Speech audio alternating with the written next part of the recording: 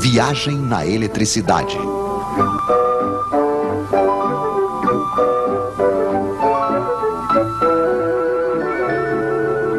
Entre menos e mais. Senhores conceituados em uma certa época descobriram a eletricidade.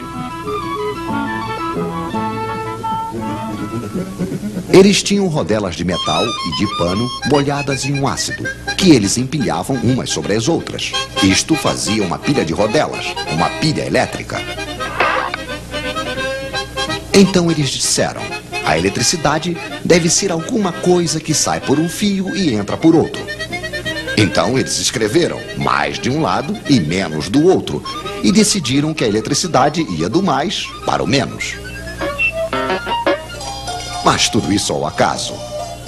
Para saber ao certo, seria preciso ver de perto os átomos dos fios. Hoje, graças a nossas câmeras especiais, estamos habilitados para apresentar-lhes aqui alguns átomos que nos deram a honra de vir em nossos estúdios para nos explicar. Um átomo é, antes de tudo, um núcleo com cargas elétricas mais. Em torno, vem girar cargas elétricas menos. São os elétrons.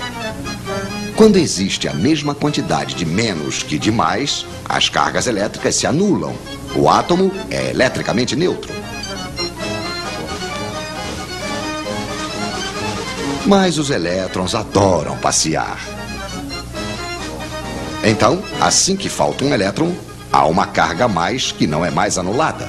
O átomo não é mais neutro. Ele se torna positivo. E quanto mais lhe falta elétrons, mais o átomo é positivo.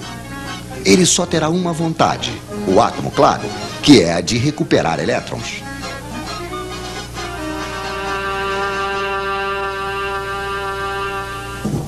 Esses elétrons andarilhos, nós os chamamos de elétrons livres. Só que esses elétrons que andam ao acaso não são os que produzem eletricidade útil. Mas suponhamos que temos dois fios de cobre e entre os dois uma espécie de aspirador de elétrons. De um lado, teremos muitos elétrons livres. É o lado menos. Do outro lado, faltará. Onde os átomos são positivos, é o lado mais.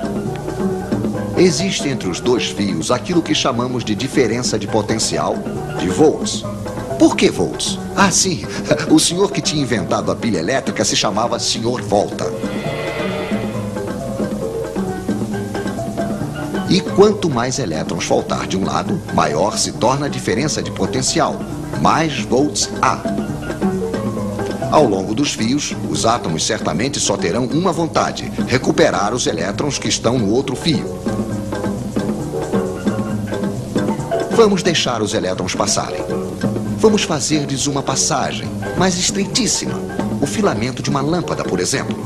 Então os elétrons se precipitam, se pressionam, se empurram. Os átomos do filamento ficam atrapalhados. Esfrega, esquenta, produz luz.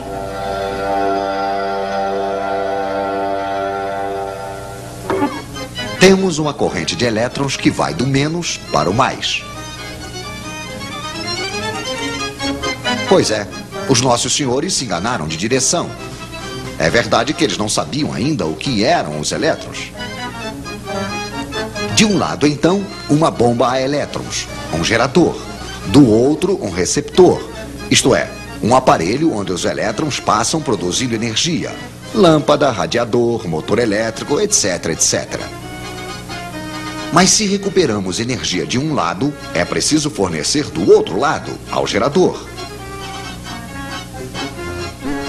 Nas pilhas, é energia química. Um ácido ataca um metal. Quando o ácido está usado, não há mais volts. Podemos também utilizar a energia solar. Podemos também fazer girar um ímã diante de uma bobina. Aí é preciso energia mecânica. É um pouco desse modo, porém mais complicado, que é fabricada a eletricidade que chega na casa de vocês. Mas não tentem saber onde está o mais e onde está o menos. É uma corrente que muda de sentido o tempo todo, a corrente alternada. Mas voltaremos a falar disso.